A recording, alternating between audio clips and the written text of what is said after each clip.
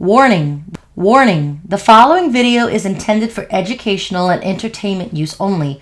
The content will include disturbing images, violent scenarios, and explicit language. This video is intended for 18 plus and older audiences. Viewer discretion is advised.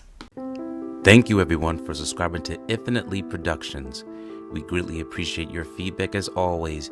And before we get started in this video, we would like to give a shout to all the people that always showed us love on our channel and give us positive feedback despite even if we make some of our own mistakes. So let's just give a moment in time, show our contributions to those who send us love. We really thank you, and here's your shout out. Alright, now let's get started with this video. In this video, here is a true crime story about Nicodemo, Little Nicky Scarfo's Freelance killing in a diner.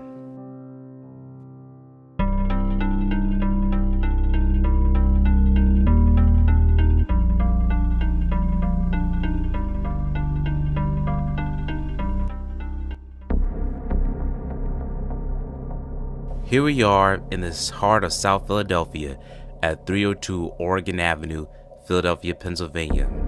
As you know, especially in the digital age where restaurants and certain food chains are slowly decaying and depreciating.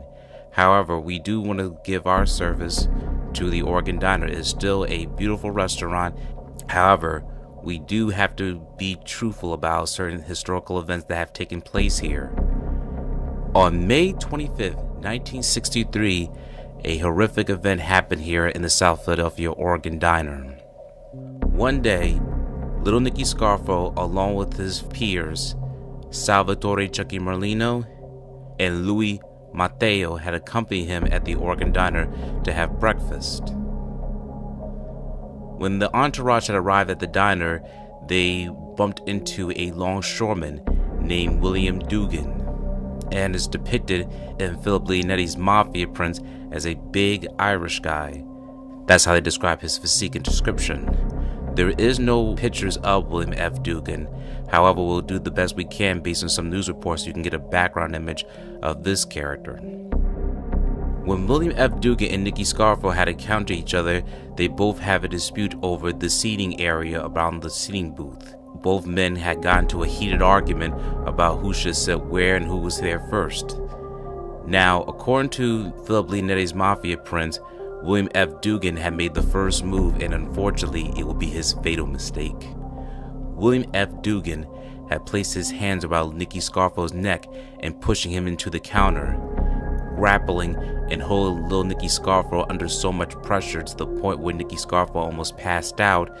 Nicky Scarfo had defended himself and picked up a butter knife on the counter and stabbed William Dugan across the chest, specifically hitting him right across the heart. William F. Dugan had collapsed and unfortunately had to succumb to his injuries and died that very same day. We will be showing you pictures of Salvatore Chuckie Merlino'd, Nicky Scarfo, and Matteo, as you can see in this article from Temple University. Here is from Temple University Digital Archives. You see it says Salvatore Merlino'd arrives at police station after being arrested on murder charges. So right here it is labeled that Salvatore Merlino'd arrives at police station after being arrested for murder charges. This dates back in the archives on June 3rd, 1963. So in the description it says arriving at 11th and Wharton Street police stations for booking in a May 25th stabbing in a diner at 3rd Street and Oregon Avenue. From left, Salvatore Merlino'd, Nicholas Scarfo, and Matteo, all of South Philadelphia. The three men were arrested for the murder of William F. Dugan, 24, who lived at 350 Tree Street. And here is a label of all three of these characters' names. This is the residency of William F. Dugan at 350 and Tree Street of what it looks like today. So this photo was taking place at 11th and Wharton Street. That at the time was a police station, as you see in the description. Now in today's day and age, in 2023 at the time of this recording, this is what the police station looks like. So as you see across, it says 11th and Wharton Street. However, it is now considered a municipal building, and for security reasons, obviously we cannot film in that area, but we can show you from a screenshot to where it is. It does tell it as the 3rd and 4th Police District and is a municipal building across the screen. This building is where Nicky Scarfo, Salvatore Chuckie Merlino'd, and Luis Matteo were held after the arrest for the murder of William F. Dugan. Before we read the Philadelphia Daily News and the Philadelphia Inquirer about the stabbing, we first like to show you the news archive from the Primetime News Television, where Philip Leonetti also describes this description, and you'll hear from his actual voice from the primetime interview on 6ABC.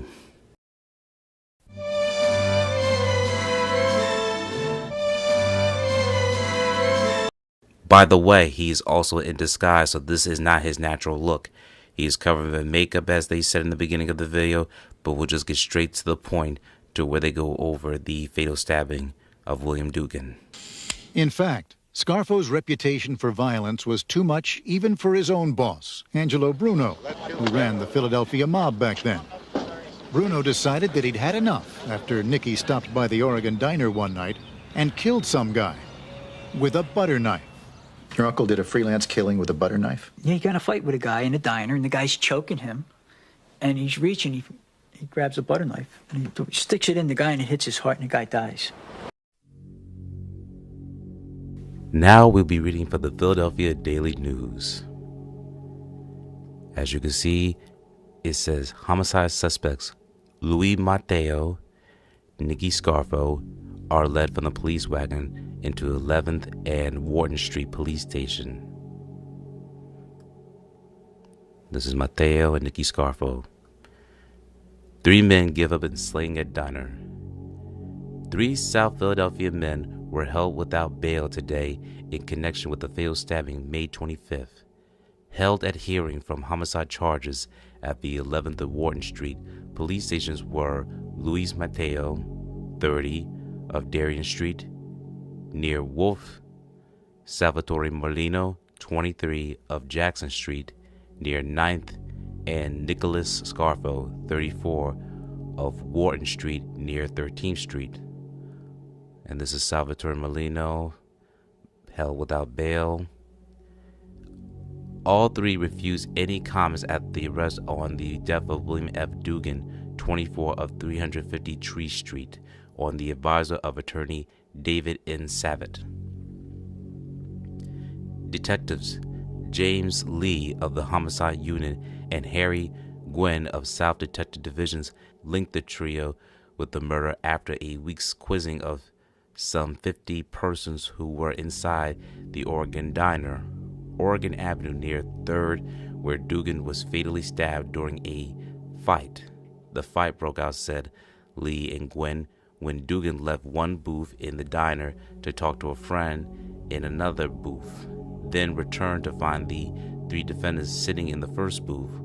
All 4, said witness, began slugging each other with their fists after a heated exchange to sit in the booth. In the melee, Dugan fell to the floor, fatally stabbed, and the trio ran out to the car and sped away. It wasn't until last Sunday that Lee and Gwynn published the identity of the 3 men who had battered with Dugan. Matteo, also known as the Chicago Louise, is a bartender. He once served in the Camden County Prison for carrying a concealed deadly weapon and was arrested 11 times on gambling. Scarfo, an unemployed maintenance worker, once was fined $75 and put on a year's probation after a gambling arrest. He also was arrested for assault and battery. Merlino'd, who is unemployed, has no previous police record. Dugan, the victim, had a record of 6 arrests, 3 on rape charges with no convictions. As you can see, all the parties were no angels. And this is a report from the Philadelphia Daily News on June 5th, 1963. Now we'll be heading to the Philadelphia Inquirer on the same day, June 5, 1963.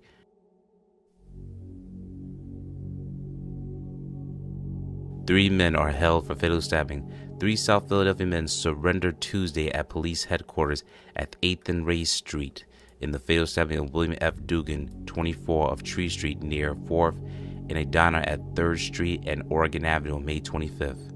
Surrendered by attorney David N. Savage were Luis Matteo, alias Chicago Luis, 30th of Darien Street near Wolf Street, a bartender, Salvatore Merlino'd, 23 of Jackson Street near 10th, and unemployed, and Nicholas Scarfo of Wharton Street near Broad maintenance worker. Police said the stabbing followed a dispute between Dugan and the suspects over the occupancy of a diner booth.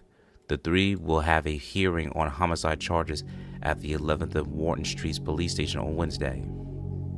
So that concludes both the articles, the Philadelphia Inquirer and the Philadelphia Daily News, of those reports.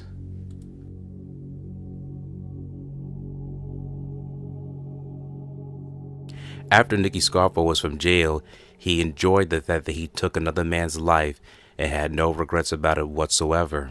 In fact, according to Philip Leonetti's Mafia Prince, Nicky Scarfo loved to charade and give a performance to how he demonstrated to how the guy had leaped and attacked him, and then Nicky Scarfo ended up killing him with a butter knife. He loved to give demonstrations in front of his crew and audience, and was delighted to take another man's life from him. And he would love to set the precedent of it being another mark of another killing that he did when he was younger, and the more to come when he becomes the leader of the Philadelphia criminal underworld. While many people in the Philadelphia crime members were happy for Nicky Scarfo's attack, his boss, the Godfather Angelo Bruno, was not too happy. Due to Scarfo's reputation of being a notorious gangster and killer, it has been reported that Angelo Bruno had Nicky Scarfo banished to Atlantic City. However, some reports dispute this claim. In fact, according to Philip Leonetti on Patrick Bet-David's interview on Value Entertainment, he said that it was not Angelo Bruno who banned Nicky Scarfo. He stated that Nicky Scarfo himself had chose to leave Philadelphia and go to Atlantic City, despite that it was a major bust, since the city was not drawing any tourist attractions until 1979 when gambling became legalized. Once gambling became legalized and the mafia had control of the unions, casinos, and other different resources, therefore, Scarfo was ready to become king once certain leaders were no longer in their place. Nicodemo Lil Nicky Scarfo pleaded guilty of manslaughter. He was sentenced to 23 months in prison. However, he only served 10 months and was free to go and then continue his own killing sprees and will become the future boss of the Philadelphia crime family. This concludes the freelance killing of Nicky Scarfo at the Oregon Diner over 60 years ago. Thank you for watching this video. Please subscribe to our channel and check out more of our content.